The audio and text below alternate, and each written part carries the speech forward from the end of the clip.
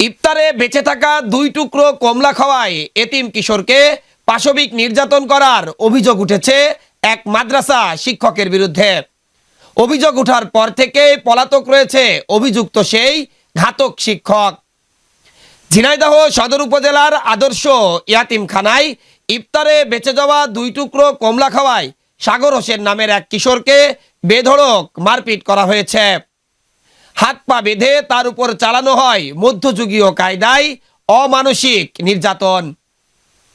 আজ বুধবার সকালে ইয়াতিমখানার ভিতরে এই নির্যাতনের ঘটনা ঘটে বলে জানিয়েছেন স্থানীয়রা। এ নিয়ে ব্যাপক ক্ষোভের সৃষ্টি হয়েছে এলাকার সাধারণ মানুষের মাঝে। এতিমখানা ছেড়ে পালিয়ে গেছেন পাষণ্ড মাওলানা শিক্ষক ইমরান হাওলাদার।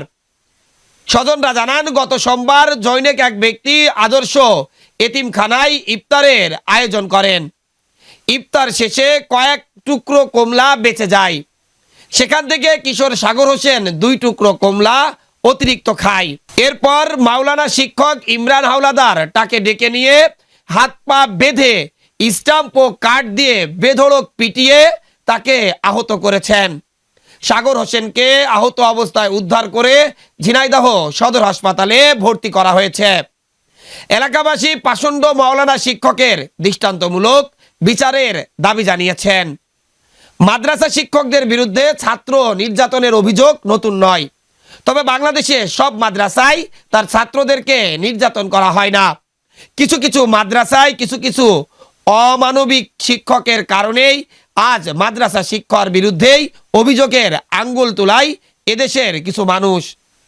যদি এই নামধারী কিছু পাষণ্ড শিক্ষকদের আটক করে দৃষ্টান্তমূলক শাস্তির ব্যবস্থা করা যায়, তাহলে হয়তো এই ঘটনায় সমগ্র মাদ্রাসা শিক্ষকদের যে দোষী করা হয় সেটি আর করা সম্ভব হবে না।